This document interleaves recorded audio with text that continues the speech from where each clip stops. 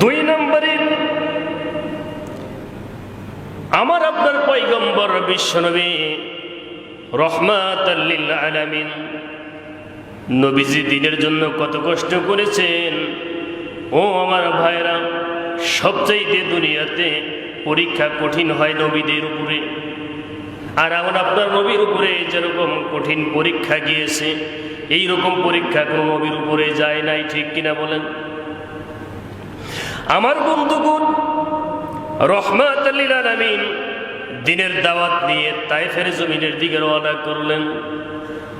তায়েফবাসীরা নবীজিকে চিনল না, নবীজিকে বুঝতে পারল না। তায়েফবাসী নবীজিকে আক্রমণ করা শুরু করে দিল। বখাটে যুবকদেরকে লেলিয়ে দেওয়া হলো।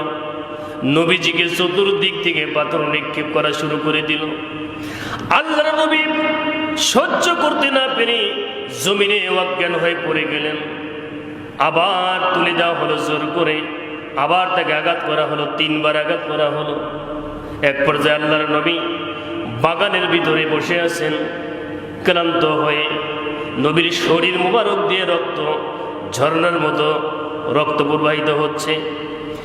এক পর্যায়ে আল্লাহর নবী রহমাতাল লিল আলামিন মুবারক হাত দিয়ে রক্তগুলি নিজে মোচন করে শরীরে মোছে। সাথে ছিল যায়েদ রাদিয়াল্লাহু তাআলা আনহু। বলছে, ওগো আল্লাহর পয়গম্বর, হাত দিয়ে আপনি রক্তগুলো মালিশ করেন, শরীরের মধ্যে মালিশ করেন, কারণ কি?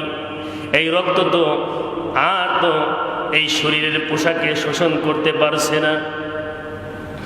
রহমাতুল লিল আলামিন বলছে, যায়েদ রে, আমি জানি এই রক্তগুলো আমার জামা পাঞ্জাবিতে শোষণ করতে পারতেছে না, কিন্তু রে যায়েদ, আমার ভয় হয় যেই জাতি আমার চিনতে পারলো না ওই জাতির উপরে আল্লাহ রব্বুল আলামিন গজব দিতে পারে। আল্লাহ রব্বুল আলামিন গজব দিতে পারে। তারা তাদের নবীর রক্ত ঝরাইছে। এই রক্ত তায়েফের জমিনে যদি পড়ে যায়, অনুমতি দরকার নাই, আল্লাহর গজব অটোমেটিক শুরু হয়ে যাবে। জিব্রাইলকে আল্লাহ পাক কল করলেন, ডাকলেন, জিব্রাইল রে, তাড়াতাড়ি যা যা তায়েফের জমিনে চলে যা। ওই তায়েফবাসী আমার নবীকে চিনতে পারে নাই, রক্তাক্ত করে দিয়েছে। তায়েফের জমিনে নবীর রক্তে পোশাক রঞ্জিত হয়ে গিয়েছে। আমার নবীর রক্ত যদি জমিনে পড়ে যায়, তাইতে কিন্তু ভূমিকম্পন শুরু হয়ে যাবে। অনুমতির দরকার হবে না রে, তাড়াতাড়ি যা। আমার নবীর রহমাতাল লিল আলামিনের মুবারক জুতোর নিচে 1 ফোঁটা রক্ত ঝুলন্ত অবস্থায় আছে। এই 1 ফোঁটা রক্ত এখনো জমিনে পড়ে নাই। ওই 1 ফোঁটা রক্ত যদি জমিনে পড়ে যায়, তায়েফবাসীকে আমি ধ্বংস করে দেব, গজব চলে যাবে। কিন্তু আমি তো ওইখানে গজব দিতে পারি না, কারণ আমার নাম হলো রব্বিল আলামিন, রহমানুর রহিম, আর আমার নবীর নাম হলো রহমাতাল লিল আলামিন।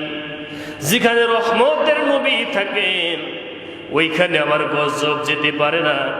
রহমত আর গজব একত্রিত হতে পারে না। জিব্রাইল, তাড়াতাড়ি যা যা, আমার নবীর জুতোর বাইরের নিচের 1 ফোঁটা রক্তকে মুছে দে, থামিয়ে দে। জিব্রাইল বলছে, আমি সিদরাতুল মুনতাহা থেকে অতি দ্রুত জমিনের তায়েফে চলে আসলাম। আর এসে রহমাতাল লিল আলামিন বিশ্বনবীর মুবারক জুতোর নিচে আমার নুরানি পাখা বিছিয়ে দিলাম।